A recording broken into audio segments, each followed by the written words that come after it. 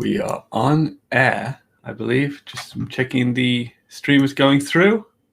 Yeah, and I believe I am live. If anybody's watching this, if you could just let me know with a comment somewhere that the sound is okay or isn't okay, that would be great. Anyway, welcome to today's kind of impromptu live stream. Today I'm going to be playing a game I developed, SaruTobi. I should mention that Nayuta are kindly sponsoring this. Every Saturday we do kind of like a SaruTobi Saturday where we do a kind of impromptu tournament. And today the tournament's been sponsored by Nayuta. If you play the game, you'll see the ad there, which they're linking to their cool new product, which I'm going to talk a bit more about later. But today the tournament is, there are up to, I think, 1.5 million sats up to grabs in the game, which you can collect by tips. And also there's a 50,000 sats prize for people who get a top 5 score. But today I just wanted to jump on just to kind of show me playing the game and give some people some tips, talk a little bit about the game mode, etc., etc. And also showcase Nayuta's new product. Before I start, I just want to give a little bit of background on SaruTobi. So SaruTobi was a game I developed in 2013, quite a long time ago, actually.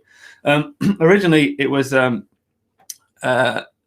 iOS released a new programming language that, like, for developers to use. And one of the games that somebody made at the time, like Flappy Birds, if anybody remembers that game, it was quite a popular game at the time, and somebody had made Flappy Birds in the new iOS programming language. So I thought it was like a good tutorial to use to kind of learn how to make a game with the new language. So I kind of downloaded the source code and started to play around with it, and then decided to change it to like a monkey. So that's why SaruTobi has like the Flappy Birds kind of 8-bit style, because it's kind of inspired by that game. At the time, I hadn't heard about Bitcoin. I just was making it to learn the programming language. But round about like a few days after I started, I actually heard about Bitcoin. I kind of went down the rabbit hole. And I thought, oh, hey, nobody's putting Bitcoin into a game. Maybe I can be the first person to put Bitcoin into a game, like a cool game. So initially in the game, I added the ability to kind of do in-app purchases with Bitcoin. But Apple rejected that because Apple don't let you do in-app purchases. So then I kind of thought, oh, well, I really, really want to put Bitcoin in this game. So if I can't do purchases, if I can't get Bitcoin from the players, how about I do something different? How about I give the players Bitcoin? Because Apple don't have a policy against that. So I submitted it, and Apple rejected it, but for a different reason. And I spoke to them, and eventually we got a build that was approved. Yeah, and then that was like the first game. I think it was really like the first mobile app that you could play, and the game would just tip you Bitcoin. Originally, all the Bitcoin was sponsored by kind of the community. I just had a QR code that anybody could just send Bitcoin to. And there were lots of people there who wanted to use the game to kind of get people onboarded into Bitcoin. So I got loads of donations. And eventually the donations kind of dried up. So I started going down like a sponsorship route and had some companies who would supply the Bitcoin. And then eventually the game became self-funded with Google Ads. Google Ads would kind of make ad revenue in the game, and a percentage of that ad revenue I would send back to the players. However, the game eventually, Bitcoin had like a scaling issue. Like I couldn't really send like small amounts of tips of Bitcoin on the game. So I kind of played around with it. I tweaked it to send like out a payment every month, but it wasn't really the same game. So I kind of like paused the game for a while. And then I was aware of the Lightning Network, and the Lightning Network would allow me to send smaller tips, with virtually no fee. And fast forward to now, I've started to remake the game using the Zebedee Lightning API and SDK to basically do what I did in 2013. And at the moment, the game is kind of sponsored by kind of advertisers. So today it's been sponsored by Nayuta, but we also have sponsorship from Zebedee and Mint.Gox. So if anybody else is watching and they would like to kind of do a sponsored kind of tournament, please do get in touch. So without further ado, I'm just going to kind of showcase the game.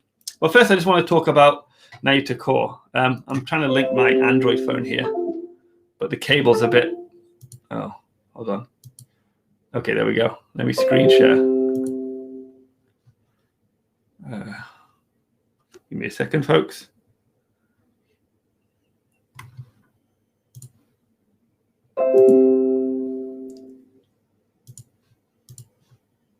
So I have to be very careful. I'm holding my phone, but if I move it, the cable disconnects. There we go. Yes, this is Nayuta Core. So this is actually the kind of simple beta build. There is like a new version that's coming out soon with like a more like a better UI and UX. But basically what this is basically it's a mobile Lightning wallet. However, this wallet doesn't really have any, it's a mobile Lightning wallet, but it doesn't really have a wallet feature. It runs in the background. It basically has a Lightning node on your phone that runs in the background, and you link other wallets to it. So we can see here that the wallet is online, the initial sync is completed, and this is like the basic version. There is going to be like an update coming out where they have like, more statistics and kind of like it'll show, more interesting things like a dashboard. But at the moment, it's just very simple to test the concept where it syncs a Lightning wallet. It takes like a few minutes to sync, and it's non-custodial, and it also doesn't rely on any third party. Like, if Nayuta's API went down, the wallet would still work. It is actually a Lightning node. It's built using the Lightning Labs L&D technology. And it also has a feature that they're going to add later where it can also run a full Bitcoin node, just for fun. Anyway, the wallet is synced, and I can go to connect. And at the moment, I can connect to a bunch of different apps. So, for example, I can connect to like Zeus or Zap. So I've actually connected to Zap before. So let me try and get a Zap wallet open. Where's Zap? Zap, there we go. Oh, okay. Screen share doesn't work on Zap. I forgot to say. Screen share doesn't work on Zap because it's a security issue. Let me try with Zeus. I think this one maybe. Yeah, so this is actually linked to the wallet I just shown before. So the thing is, you can kind of choose which. You can basically have a bunch of different Lightning wallets all linked to the same one, So this is kind of how I can interact with Nayuta Core. So I just been told apparently my stream says Stefan Lavera, which I'm not.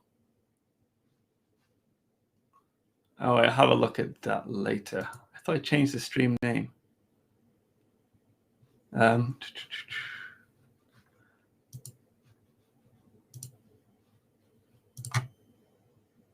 Right, okay. Okay, I'll fix that later. Twitch is saying I'm streaming with Stefan Lavera.